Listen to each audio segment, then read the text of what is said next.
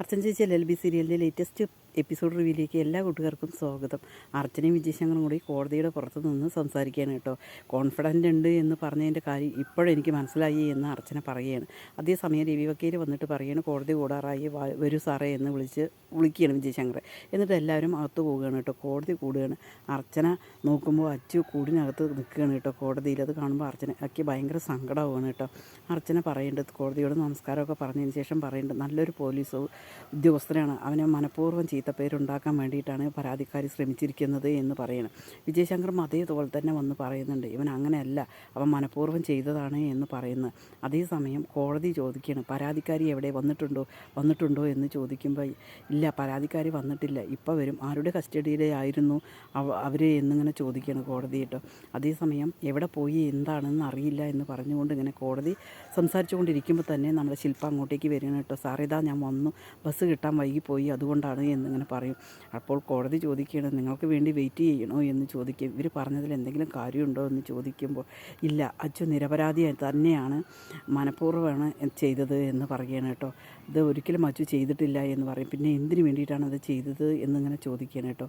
അപ്പോൾ അവൾ പറയുന്നുണ്ട് എനിക്ക് പൈസയുടെ കാര്യത്തിന് വേണ്ടിയിട്ടാണ് എന്ന് പറയും. അതേപോലെ തന്നെ വിജയശങ്കർ പറഞ്ഞ കാര്യങ്ങളെല്ലാം ഓർക്കുകയാണ് ശില്പ കേട്ടോ. തലേ ദിവസം വിജയശങ്കർ ശില്പയെ കാണുകയാണ്. ഏതായാലും അർച്ചനയുടെ കയ്യിൽ നീ അകപ്പെട്ടു, എന്തായാലും നീ അർച്ചന അതിനെ പിടിക്കും, അത് കാരണം നീ എന്നെയും കൂടി ഒറ്റ കൊടുക്കരുത് എന്ന് പറയും. അത് കേൾക്കുമ്പോൾ ശില്പ പറയും ഏതായാലും ശരി, എനിക്ക് പൈസ വേണം, 50,000 രൂപ വേണം, അത് തരിയെങ്കിൽ മാത്രം ഞാനത് ചെയ്യാമെന്ന് പറയുകയാണ്. അപ്പോൾ വിജയശങ്കർ ശരി എന്ന് പറയണം കേട്ടോ. ആ പൈസയിൽ നിന്നും ചന്ദ്ര മേഡം പൈസ എടുക്കരുത്, എനിക്കത് വേണം എന്നിങ്ങനെ പറയണം കേട്ടോ. അങ്ങനെ കോടതി നിരുപാധികം അച്ചുവിനെ വിട്ടയക്കുകയാണ് കേട്ടോ. അതിന് ഭയങ്കര സന്തോഷമാകുകയാണ് കേട്ടോ.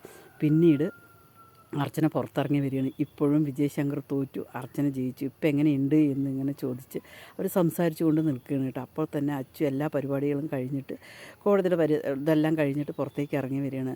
അല്ല സാറേ ഒന്ന് നിന്നോട്ടെ, എന്നെ പറഞ്ഞയച്ച ജയിലിൽ അടിക്കാൻ വിട്ടാക്കിയില്ലേ, അയാളുടെ മൂക്ക് അടിച്ച് ശരിയാക്കിയിട്ടുണ്ട്, അയാൾക്കൊരു ഓപ്പറേഷനും കൂടി വേണ്ടി വരും, അതേപോലെ എന്നെ ഇത് ചെയ്തില്ലേ, അതെല്ലാം ഞാൻ ശരിയാക്കിക്കോളാം എന്നിങ്ങനെ പറയുകയാണ് കേട്ടോ.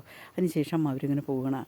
അച്ചുവിന് ഭയങ്കര സന്തോഷം തോന്നുന്നതാണ് കേട്ടോ. തൻ്റെ ചേച്ചി ഇത്രയും കോൺഫിഡൻറ്റോട് കൂടിയിട്ട് തന്നെ രക്ഷിച്ച് കൊണ്ടുവന്നല്ലോ എന്ന് പറഞ്ഞിട്ട്. അതേസമയം രുക്കു ഇങ്ങനെ വിചാരിക്കുകയാണ് ഇപ്പോൾ അച്ചുവിന് എന്തായോ എന്തോ, ജാമ്യം കിട്ടിയ എന്തോ, പോവാതിരുന്നോ മോശമായല്ലോ എന്നെല്ലാം ഇങ്ങനെ വിചാരിച്ചു കൊണ്ടിരിക്കുന്ന നേരത്താണ് നമ്മുടെ അച്ചു അങ്ങോട്ടേക്ക് കയറി ചെല്ലുകയാണ് കേട്ടോ. അതേസമയം രുക്കു ഇങ്ങനെ പ്രാർത്ഥിച്ചു കൊണ്ടിരിക്കുകയായിരിക്കും കേട്ടോ. പിന്നിൽ കൂടെ പോയിട്ട് അച്ചു കണ്ണിൽ പൊത്തിപ്പിടിക്കണം കേട്ടോ. ആരാണ് അച്ചു എന്ന് പറയും.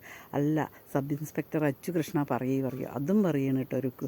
പിന്നീട് അമ്പാട്ട് അച്ചു കൃഷ്ണ അതും പറയണം കേട്ടോ രുക്കുവിന് ഭയങ്കര സന്തോഷമാവും കേട്ടോ. ഓ നീ വന്നല്ലോ എന്ന് പറയണം കേട്ടോ. അങ്ങനെ രുക്കു എന്നിട്ട് കെട്ടിപ്പിടിക്കണം, സന്തോഷം പ്രകടിപ്പിക്കണം കേട്ടോ.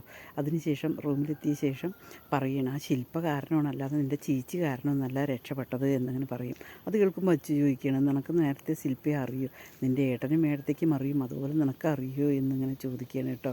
അവർ കൊട്ടേഷൻ കൊടുത്തതാണ്, ഇനിയിപ്പോൾ അതിൽ കൂടുതലൊന്നും പറയണ്ട, എൻ്റെ ചേച്ചിയാണ് രക്ഷപ്പെടുത്തിയതെന്ന് പറഞ്ഞിട്ട് നിനക്ക് അതിലൊരു ഇതും വരണ്ട, എന്നെ ഒന്ന് ഉപദ്രവിക്കാതെ എന്നെ ഒന്ന് സമാധാനം തന്നാൽ മതി എന്ന് പറയുകയാണ് കേട്ടോ. അവരെന്നിട്ട് ചിരിക്കുകയാണ് കേട്ടോ. പിന്നീട് രമ്യ മഞ്ജുവും കൂടി വരികയാണ് കേട്ടോ. എന്ത് പറഞ്ഞു വെച്ചാൽ ആശുപത്രിയിൽ പോയിട്ട് ചൊറിച്ചിലൻ്റെയൊക്കെ ആയി അച്ചു വന്ന സന്തോഷമൊക്കെ പ്രകടിപ്പിക്കണം കേട്ടോ. എന്താണെന്നറിയില്ല, റിസൾട്ട് വന്നിട്ട് വേണം, ഫുഡ് ഇൻഫെക്ഷനാണെന്നാണ് പറയണത് എന്ന് പറയണം കേട്ടോ.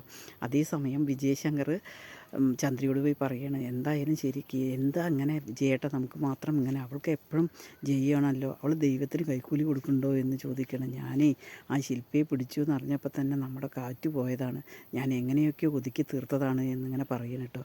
എന്തായാലും ശരി, ഇനി ആ ശില്പയുടെ പിന്നിൽ വിജയേട്ടൻ പോകണ്ട, അവൾക്ക് പൈസ കൊടുത്തല്ലോ, അതോടുകൂടി ഒഴിവായി എന്നിങ്ങനെ അവർ സംസാരിച്ചു കൊണ്ടിരിക്കുകയാണ് കേട്ടോ. അതേസമയം ആര് 2 ഗ്ലാസ് പായസമായിട്ട് വരികയാണ് കേട്ടോ. ഇതൊന്ന് കുടിച്ച് നോക്കുക പറയുകയാണ് കേട്ടോ. അവർ 2 പേരും കുടിച്ചിട്ട് പായസം അടിപൊളിയായിട്ടുണ്ട് പറയുകയാണ് കേട്ടോ. ആ മോളുണ്ടാക്കിയതാണോ എന്ന് ചോദിക്കും ചന്ദ്ര. അല്ല, ചിന്നു ചേച്ചി ഉണ്ടാക്കിയതാണെന്ന് ഇങ്ങനെ പറയുമ്പോൾ ചന്ദ്രയ്ക്ക് ആകെ മൊത്തം ഒരു തരം കലിപ്പ് വരികയാണ് കേട്ടോ. ആ പായസം രസമില്ല എന്നുള്ള പോലെ തോന്നുകയാണ് കേട്ടോ. ഈ ചാനലൊന്ന് സബ്സ്ക്രൈബ് ചെയ്ത് സപ്പോർട്ട് ചെയ്യണേ.